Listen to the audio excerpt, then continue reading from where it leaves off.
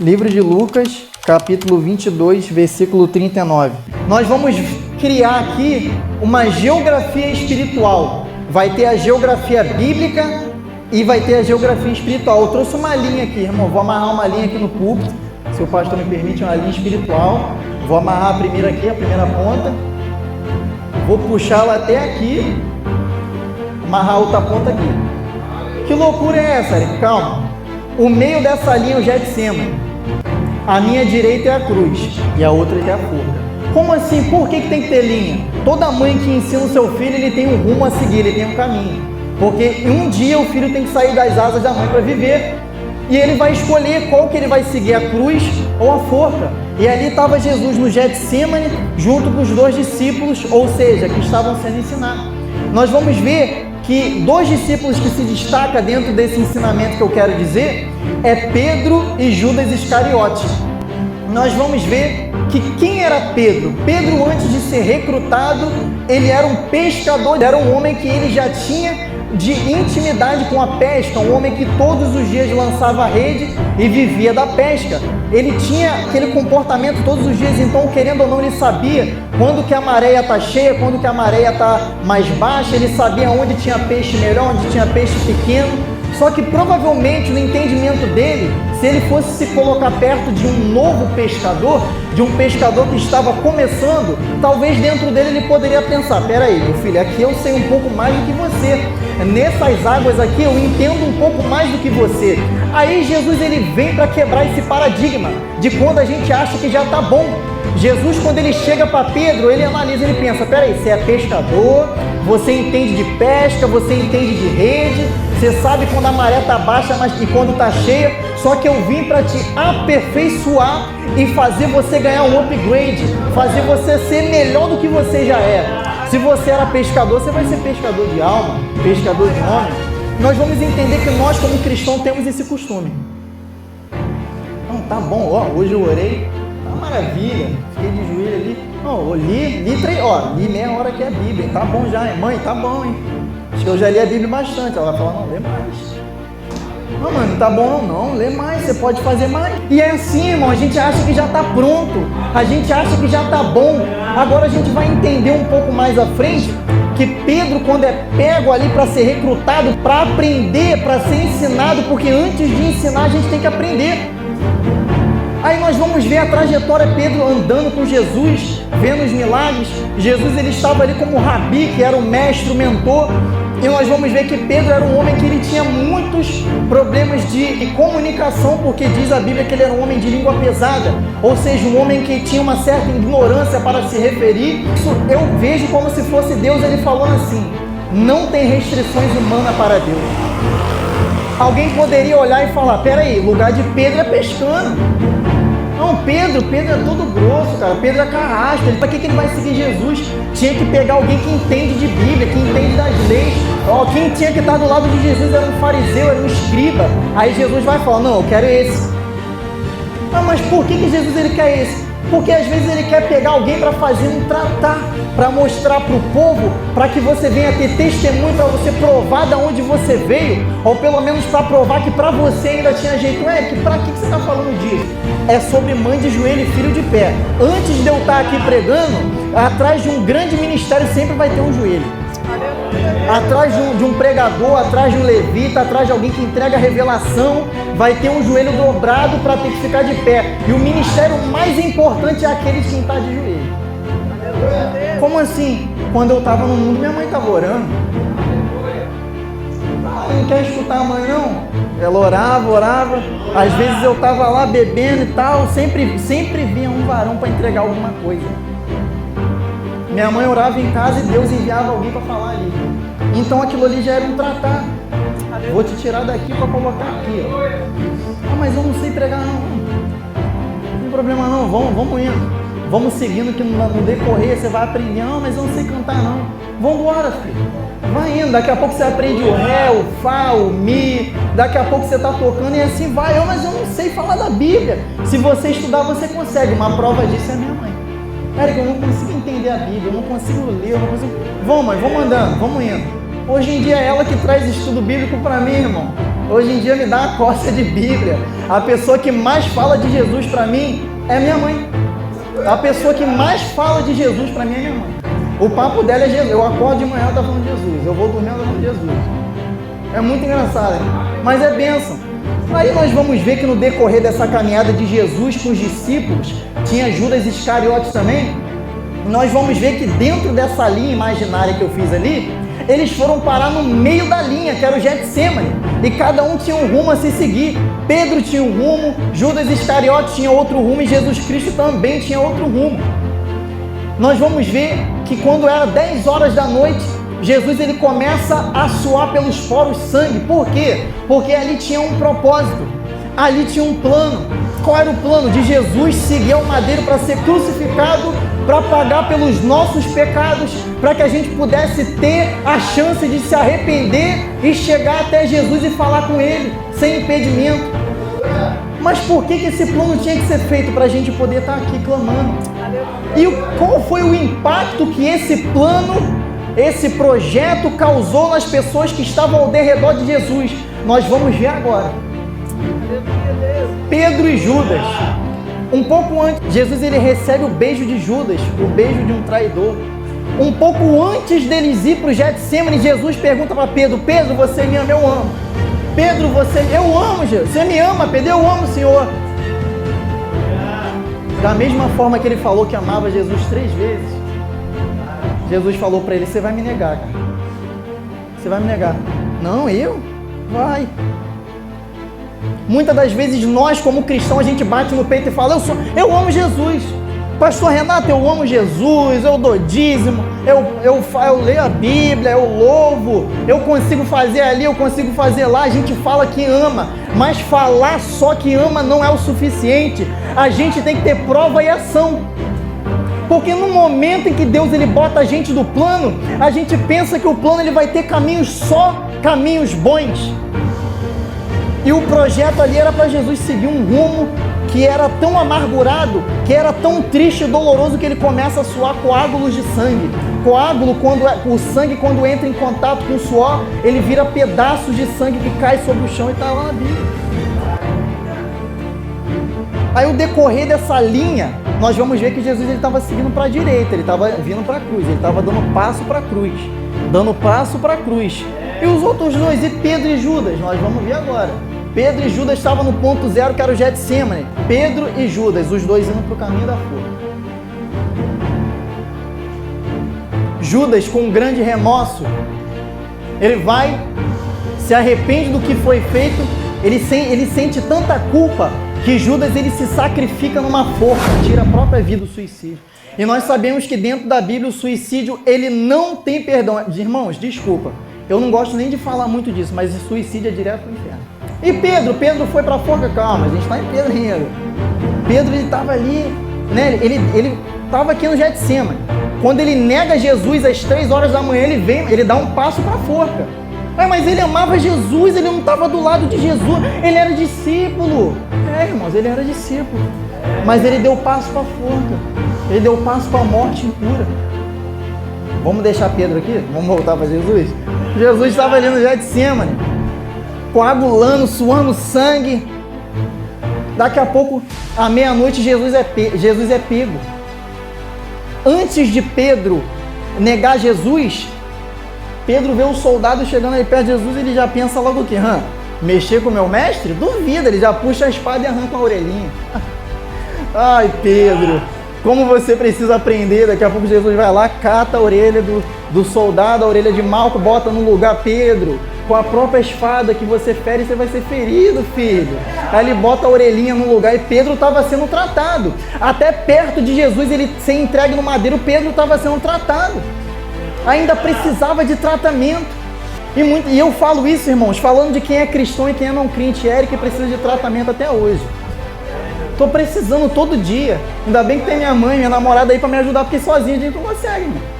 Nós vamos ver que vai passando as 3 horas da manhã, Pedro nega Jesus. Jesus, quando ele é pego ali, ele vai ser levado ao sinédrio, para o sumo sacerdote, Caifás. E ali, quando ele estava sendo esperado para ser julgado por Caifás, os soldados colocam um pano no seu rosto e começam a bater em Jesus Cristo. Imagina, você vê um homem sendo espancado. Ué, mas como assim Jesus não fez nada exatamente, irmão? Jesus estava sendo apanhando. A gente pensa que o sofrimento dele é só na cruz, ele já estava apanhando já. Quando ele foi levado para Caifás, ele já estava cheio de hematoma. Daqui a pouco, ele é tirado, é levado para Pilatos, Pilatos joga ele para Herodes. Herodes fica até feliz. Como assim, você está na Bíblia? Herodes fica feliz. Não, esse aí que é Jesus. Eu ouvi dizer que ele fazia prodígios e milagres, agora ele vai fazer prodígios e milagres para mim. Aí está Jesus quieto. Mas cadê? Faz um milagre, faz aí. Jesus calado. Faz. Jesus quer. Daqui a pouco ele começa a escarnecer. Nas minhas palavras, provavelmente ele deve ter dito assim, acho que esse aí faz milagre não. Mandou de volta para Pilatos. Chegando lá em Pilatos, vamos ver que ele é levado para um lugar que ele ia ser açoitado. Amarram ele numa coluna com os braços para cima. Um lugar onde ele ia ser açoitado. Petrônio. Nós vamos ver que ali eles tiram as roupas de Jesus. Começam a flagelar ele. Eles arrancam a roupa dele, amarram ele com os braços para cima. Vamos tentar imaginar como é que era o chicote. Chicote curto. Alguns tinham pontas de osso e alguns tinham bolinhas de chumbo. A gente, quando vai falar da morte de Jesus, quando vai falar de quando Jesus está indo para a cruz, tem muita gente que ameniza, irmão. Só que eu vou ter que falar profundamente como foi. Aquele chicote, quando pegava, lembrando que Jesus, quando ele suou coágulos de sangue, aquela ocasião que ele começou a passar ali, fazia com que o seu corpo ficasse sensível. É como se o seu corpo estivesse febril. Qualquer coisa que encosta no mindinho já dói. Ali ele já estava assim. Quando o chicote pegava, causava rachaduras em seu corpo. E aqueles que tinham pontas de osso tinham a função de arrancar pedaços de carne. Quanto mais batia, mais saía pedaço. E, não, vamos tentar imaginar aquela pele, aquele pedaço saindo, a pele pendurada, a carne rasgada. Eric, mas como é que era a intenção do povo em chicotear Jesus? A lei dos romanos diziam que o máximo de açoite, o máximo de chicoteada era 39 chicoteadas. Só que os carrascos falaram que não, vamos fazer mais. Eu quero que ele sofra mais. Eu quero que ele pague mais. Bateram nele até ele desmaiar. Você tem noção disso? Nós vamos ver que um pouco antes disso acontecer, Jesus, quando ele é levado ali para ser julgado, o povo prefere que Jesus seja crucificado do que Barrabás, que era um assassino. Mas ali já era cumprimento da promessa. Já era cumprimento da promessa. Nós vamos ver que tem um propósito, tem uma promessa. A gente tem livre-arbítrio, Mas olha o que aconteceu com Judas. Você acha que estava dentro do projeto de Judas se suicidar? O projeto era Jesus ser entregue. Ué, mas e o livre-arbítrio? Então, o livre-arbítrio tem consequência. Esse que é o problema. O livre-arbítrio, ele pode fazer escolha, mas tem consequência. Irmão Eric, você pode ficar dentro de casa e xingar dentro? Pode, ele xinga lá, faz arruaça, seja hipócrita, ou então fala de Jesus, seja sincero, mas só que toda escolha tem uma consequência e esse é o peso do livre-arbítrio. Nós vamos ver que Jesus, quando ele acaba de ser açoitado, eles colocam a veste dele de novo, aquela veste gruda na ferida. Eles colocam uma cruz nos ombros de Jesus, que pesava 139 quilos. Na Bíblia eles costumam a dizer em libras, e era 300 libras o valor desse peso. Jesus já sangrando com hemorragia, isso sim, irmão, já sofreu. Jesus sangrando com hemorragia, com ferida aberta, com pele pendurada, a roupa já estava grudando na pele. Jesus já estava sofrendo vertigem, sofrendo tontura, carregando uma cruz pesada de 139 quilos. Aí ele começa a andar e cada vez que ele andava, ele caía. O joelho batia no chão e abria uma ferida. Ele tropeçava de novo, ele caía e abria mais uma ferida. Daqui a pouco alguém vai, puxa a túnica de Jesus e sai, veste com pele, com carne e começa a sangrar de novo. Meu Deus! E Jesus andando. E qual o tamanho da caminhada de Jesus ali para ser jogado no madeiro? 600 quilômetros. Às vezes, para ir para um monte, a gente faz um monte de coisa, né? Esse dia eu fui andando até a igreja lá onde eu congrego, eu pensando, caraca, tem que andar dessa. Agora que eu tô vendo isso aqui é muito chão, irmão. Aí, como é que era o chão? O chão era asfaltado, igual a prefeitura faz aí, asfaltado. O chão era com um monte de pedra. Imagina aquele chão quente. Imagina aquele chão quente, irmão. Jesus, ele foi andando carregando aquela cruz pesada. Quando ele chega no madeiro, quando ele chega lá no Calvário, eles começam a pregar um prego de 13 centímetros. Às vezes a gente furou o pé num prego comum, a gente sente dor. Agora imagina um prego de 13 centímetros entrando aqui. Imagina um prego de 13 centímetros entrando aqui, um pouco mais acima dos mindinhos. Aí eles colocam aquele Jesus Cristo na cruz do Calvário, e nós vamos entender que um pouco antes dele ir para a cruz do Calvário, é colocada uma coroa de espinho. Mas como que é essa coroa de espinho? É uma tiara? Muitos filmes vão relatar que a coroa de espinho era apenas uma tiara, mas o relato bíblico vai nos mostrar que a coroa de espinho era em formato de capacete, pegava da nuca até a testa, com espinhos enormes. E quando colocaram aqueles espinhos na cabeça de Jesus, penetrava o seu couro cabeludo, que já estava sensível porque ele já estava suando sangue. E quando foi levado para a cruz, Jesus, quando ele estava na cruz, irmão, ele estava com os pés travados assim, os braços esticados, com as mãos pregadas, a coroa de espinho que ficava na cabeça, ele tentava descansar a cabeça na cruz, e quanto mais ele encostava na cruz, mais o espinho entrava na cabeça. E mas como que ele não fazia para o espinho não entrar na cabeça? Ele tinha que abaixar a cabeça assim, mas isso cansava. Então era uma escolha, ou furava ou descansava. Meu Deus, aleluia. Como é que ele fazia? Como é que era a sensação de estar na cruz? Com os braços abertos e os pés travados, como é que faz para respirar? Meu Deus. Jesus, para ter um pouco de fôlego e respirar, ele tinha que suspender um pouco dos pés para que ele pudesse. Meu Deus. E quando ele descia, seu pulmão era sufocado pela própria posição que ali Jesus se encontrava. Meu Deus. Tentaram dar uma bebida narcótica para Jesus, para que ele pudesse ser amenizada a sua dor, mas Jesus falou: não quero que amenize o peso do meu propósito, que é estar aqui, receber o pecado do povo. Eu quero cumprir o propósito da forma que meu Pai mandou. Aleluia. Mas Jesus temeu a morte, sim, irmão. Ele falou no Getsemane: Deus, se for possível, passa de mim esse cálice, mas que todavia eu venha fazer a tua vontade, não a minha. Minha mãe estava conversando outro dia comigo. Eric, você sabia que quando a gente se converte, a gente não tem mais vontade? É segundo a vontade de Deus? Falei, poxa. Falei, caramba, dessa eu não sabia não, hein? Tentei até me fingir de pau. Dessa eu não sabia não. É engraçado que Jesus ele estava ali carregando o próprio pecado do povo. Eles tentam dar vinagre. Imagina, você cheio de dor, gente. Vinagre. Jesus cheio de sede. Jesus, uma das frases que Jesus falava: Deus, por que me desamparaste? Jesus entrega a sua mãe para João: eis aí a sua mãe. Jesus ele ainda fala: perdoa eles, porque eles não sabem o que fazem. Jesus, com senso de justiça, Jesus ele podia falar: aqui, Deus está me machucando. Jesus falou: não perdoa. Por que Jesus falou que é a propósito? Eu não posso amenizar o propósito, eu não posso fugir do propósito, eu não posso correr do propósito. A minha missão tem que ser cumprida. Espera aí, Eric, mas fala de Pedro. Calma, não esqueci de Pedro não, Pedro está aqui, ó. Um pouco mais perto da forca, mas eu vou chegar em Pedro.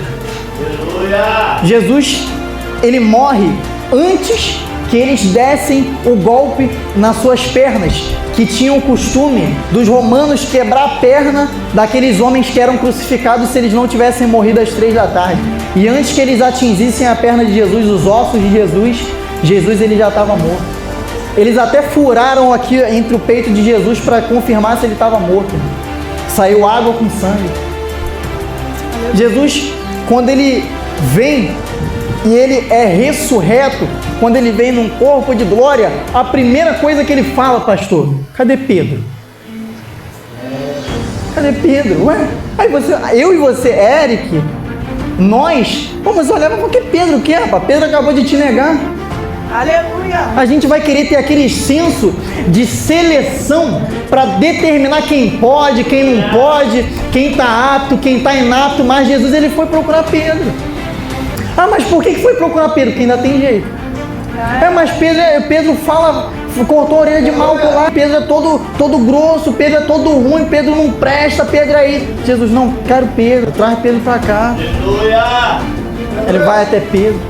Nós vamos ver que depois que Jesus ele sobe, que ele vai lá para cima, ele fala: não saí de Jerusalém até que do alto seja revestido de poder. Antes de concluir essa frase aqui, eu vou falar uma coisa que minha mãe falou para mim esses dias. Eric, você sabe como que eu fui batizada no Espírito Santo? Eu falei: fala, conta tudo. Minha mãe era jovem, irmão, tava no culto lá da igreja, cheio de jovem na igreja. Minha mãe falou: tava com vergonha de dar glória. Eu falei: tava com vergonha? Eu tava com vergonha de dar glória a Deus. Aí ela falou: caraca, tinha jovem ali que tava dando glória a Deus no canto de cá, dando glória a Deus. Aí o pastor falou: quem quer ser batizado começa a pedir. Minha mãe falou: tava com vergonha. Aí depois ela disse: eu fechei o olho quando eu comecei a glorificar. Eu olhei para um lado, um foi batizado aqui, o outro foi batizado lá, o outro foi batizado aqui. Aí eu falei: e você, mãe? Ela falou: fechei o olho, comecei a sentir a presença de Deus, eu fui batizada. Aleluia. Eu falei: caraca, quase não se vê isso. Eu começo a ficar triste, mano. Quase não vê. Ué, mas por que ela foi batizada? Por causa da busca. Agora fala de você, fala de mim. Quando eu comecei a buscar pelo batismo no Espírito Santo, com muita ansiedade, o batismo só acontece de acordo com o que você quer. Eric, me prova. Eu provo dentro do meu próprio testemunho. Chegou uma irmã no monte e falou: você tem me pedido dons e eu te dou. Não deu outra. No mesmo dia, quando eu fui pro culto lá, eu sentei, foquei minha cabeça e falei: é hoje. Não pode passar de hoje. Se ele falar que dá, ele já falou que pode dar o dom, que ele pode batizar, então eu quero. Fui pra dentro, irmão. Mesma coisa. Todo mundo orando, o pregador falou que alguém ia ser batizado. Não deu outra, eu fui batizado. Glória. Nós vamos ver que Jesus, quando ele sobe, ele queria trazer o Espírito Santo para a terra. Ah, mas o que isso tem a ver? Vamos falar de Pedro. Calma, Pedro está aqui, não está? Agora a gente vai ver Pedro voltando para a cruz. É que como assim? Mas foi Jesus que foi crucificado. Calma, irmão. Olha só, desce ali o Espírito Santo, todo mundo é cheio da presença de Deus. Aí, um que é batizado se levanta para pregar e prega para mais de 3.000 almas e alcança a redenção. Quem era esse camarada que estava pregando? Era Pedro. Aquele que tinha negado ainda tinha chance. Para você ainda tem chance, para mim ainda tem chance. Aí daqui a pouco Pedro começa a pregar e tem gente que começa a se converter. Pedro, o que a gente faz? Arrependei dos seus pecados, se convertam, sejam batizados e ide por todo mundo e pregai aos 4 cantos da terra. É muito lindo, irmão. Pedro saindo daqui, aí daqui a pouco Pedro ele volta, ele vai voltando, ele passa pelo meio, daqui a pouco ele está na cruz de novo. Oh glória, ele alcançou a redenção. Glória. Ah, Eric, Jesus foi na cruz, cara. Tá falando que Pedro foi na cruz. Irmão, pesquisa lá e vê se Pedro não morreu na cruz. Ele até fala assim: não, morrer na cruz, eu posso até morrer, mas do mesmo jeito que o Rabi, não, me bota de cabeça para baixo. Meu Deus. Jesus morreu assim, pé. Me bota de cabeça para baixo, eu não sou digno. Pedro, todo o tempo, ele reconhecia. O que aconteceu com Pedro? Um homem que tinha palavras pesadas, um homem que arrancou a orelha de Malcom, agora ele não arrancava mais orelha. Quando ele passou naquela porta formosa, tinha um coxo que estava ali há muito tempo. Mas aonde que ele estava? Ele estava na porta da igreja. Olha que coisa. Meu Deus. Estava na porta da... Mas o que tem dentro da igreja? Ah, dentro da igreja tem irmão, dentro da igreja tem dízimo, tem comunhão, dentro da igreja tem a paz do Senhor, dentro da igreja tem louvor, dentro da igreja tem pregação. Mas e o que tinha na porta da igreja? Tinha coxo. Alguém ia lá pegar aquele coxo? Ninguém foi lá pegar o coxo. Quem é que quer pegar os coxos hoje em dia, irmão? Quem é que quer pegar algo difícil? A gente vê mais crente murmurando do que ajudando. A gente vê mais crente doente do que crente curando. A gente vê mais crente com enfermidade do que crente orando para a enfermidade sair. Ah, mas por que isso? O amor de muitos esfriarão. Se Pedro falar que o amor de Jesus não era o suficiente, o amor já está esfriando. E agora? Que devia ter um monte de crente dentro daquele templo ali dizendo que amava Jesus. Aleluia, Deus. E tava o coxo ali: Jesus vocês amam, mas o coxo não. Aí daqui a pouco chega Pedro. Eu acho que Pedro era grosso, eu acho que Pedro era curto e grosso, cara. Daqui a pouco chega o coxo estendendo a mão, você tem um pouco de esmola aí. Imagina Pedro chamando, cara, ó, não tem esmola, aqui ó, não tem nada aqui não, cara. Ó, não tem esmola, não tem nada, mas você quer o que eu tenho? Você quer? Você quer de verdade? Então vamos lá, levanta e começa a andar. Pronto, saiu. Ah, mas não tem barganha, não tem mimimi, não tem... Não, cara, Pedro era assim, ó, vambora, levanta. Acabou o tempo de ser coxo. Pra onde ele foi? Foi entrar pra dentro do templo. Foi lá glorificar onde ninguém tinha saído para pegar ele. Imagina aquele homem louvando. Mas olha, rapaz, eu acabei de ver esse cara ali sentado. Imagina alguém com xixi no vidro sentado na porta formosa. E agora ele está aqui glorificando. Não, foi Pedro que veio ali e mandou levantar, eu pedi esmola, ele não tinha esmola não, ele tinha algo melhor. Mas da onde que veio esse algo? Veio diretamente do Espírito Santo. Eu apresento ele para você. Depois que o Espírito Santo desceu, houve mudança em Pedro, porque muitas das vezes andamos com Jesus, falamos que conhecemos Jesus, temos nome de discípulo e por pouca coisa a gente vende Jesus, igual Judas Iscariote, por pouca coisa a gente nega. Ué, mas o mundo tereis aflição, Jesus já estava escrito. Aí quando tem uma afliçãozinha pequena, a gente já está negando. A gente quer viver o bom, mas na hora de passar pela aprovação, a gente vai e retrocede para a forca, em vez de ir para a cruz. Meu Deus.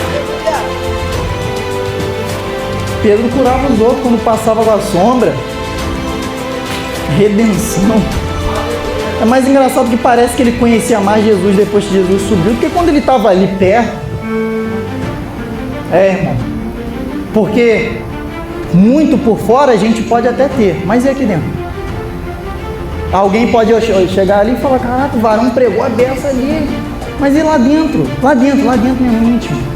E na hora que está ali para ver se eu vou negar ou não negar, será que Eric nega ou não nega? Será que Eric é exatamente como estava pregando ali? E na hora que Deus ele prova, será que Eric vem de Jesus ou Eric não vem de Jesus? Aleluia, Jesus. Isso é o importante. Deus esquadrinha o coração. A palavra é viva e eficaz, ao ponto de discernir o pensamento. Entra na medula. Quer cura? Palavra. Por favor, vamos brincar. Você, Pedro, agora. Quer cura? Palavra. Quer libertação? Palavra. Eu venho deixar essa dedicatória que Jesus fez pela gente lá na cruz do Calvário, para mim e para vocês ver como que Deus amou o mundo ao ponto de dar o próprio Filho ali. Aleluia. Jesus carregou tanto o pecado da gente que o próprio Deus virou as costas para ele ali. Era muito pecado e Deus ele não suporta pecado. Deus não suporta pecado. Mas quando Jesus ele olha e fala, não, Deus, traz ele, não traz Pedro. Deus não suporta o pecado, mas Jesus ele fala, não traz Pedro. Ainda tem jeito, Deus. Ó, Pedro vai... Glória a Deus. Deus ele te dá chance. Jesus ele te dá chance. Ele gosta de você. Ele quer você. Ele vê o seu potencial, mas não importa que você não sabe fazer. Não importa que não é bonito, não importa que não tem nome, não tem dinheiro. Mas Jesus ele vê. Jesus, aleluia. Eu agradeço. Eu entrego a minha oportunidade em nome de Jesus.